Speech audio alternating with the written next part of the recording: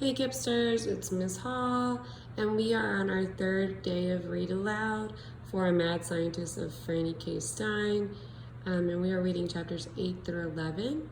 This will be the pages you're going to need for our Read Aloud today so you can answer the questions. And real quick, where we will review these questions. The first question today you're going to answer is going to be, why does Franny have to save Igor? The second question is, what does Franny decide to do to save Igor? Do you think it will work? Remember that we answer our questions on the lines and then we draw a matching picture. So let's pick up where we left off.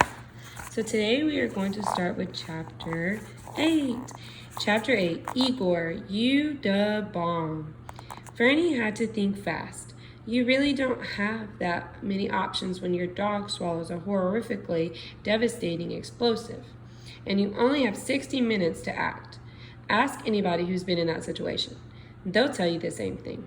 Franny made some notes and considered the various choices. I could put Igor in a rocket and shoot him into the moon, but the blast would destroy the moon. I could encase Igor in a giant concrete block, but the explosion will be much too powerful to contain. I could perform emergency surgery, but one of the tools could make the bomb go off. There's really only one conclusion. I'm going in. Chapter 9, Snot, something you want to do.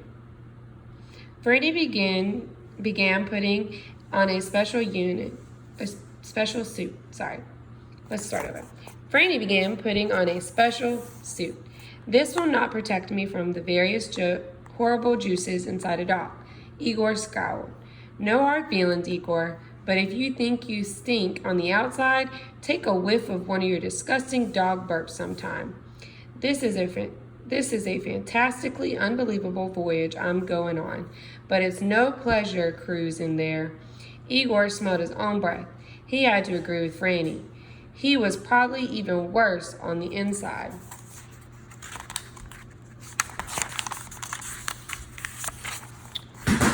Here's my plan. First, I'll use my shrinkerizer to miniaturize myself. Then I want you to carefully sniff me right up your nose. Igor pointed at his mouth. No, not your mouth. I'm going in through your nose. I can't trust those teeth of yours.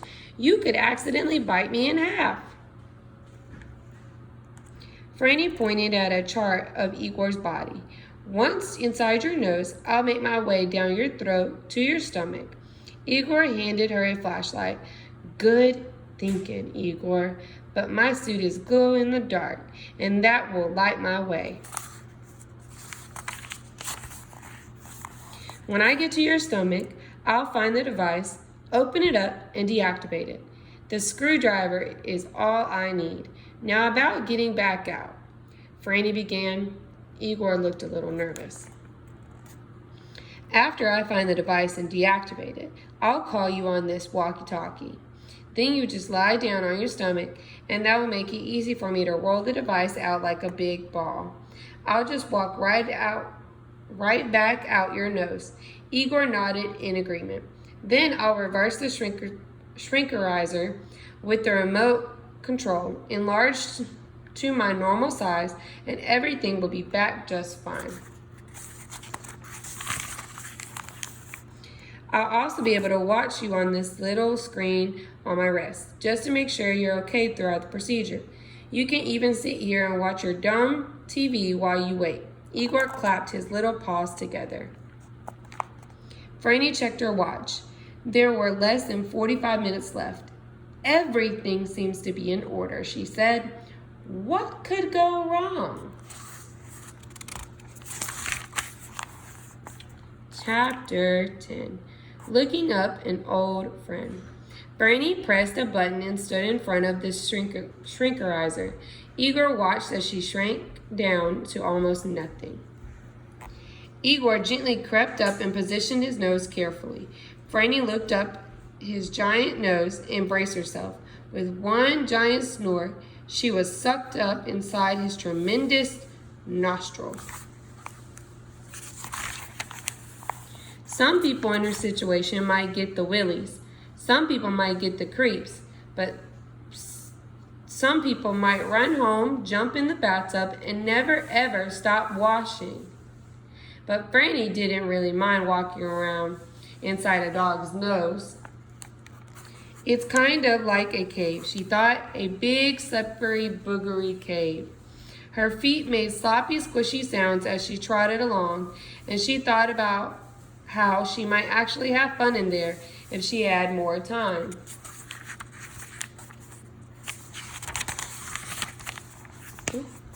Chapter 11.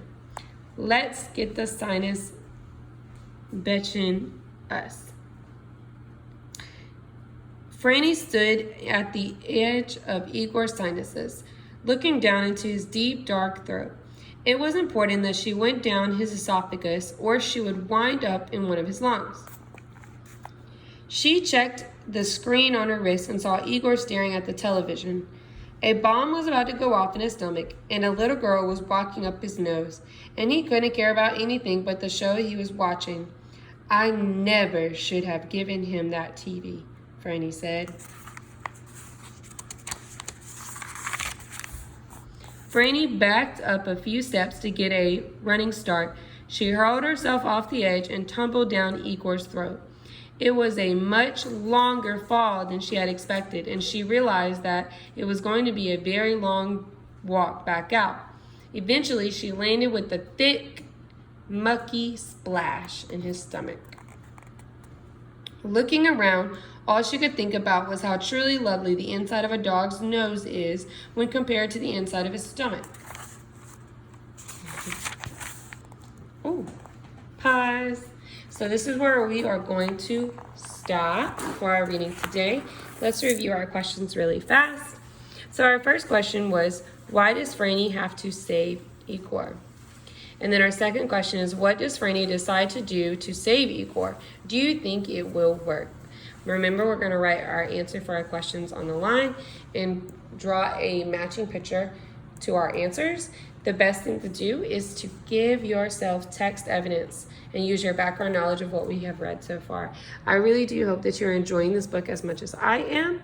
The next time we meet, we will be reading again, starting with chapter 12. So you guys enjoy the rest of your day and have an awesome Monday.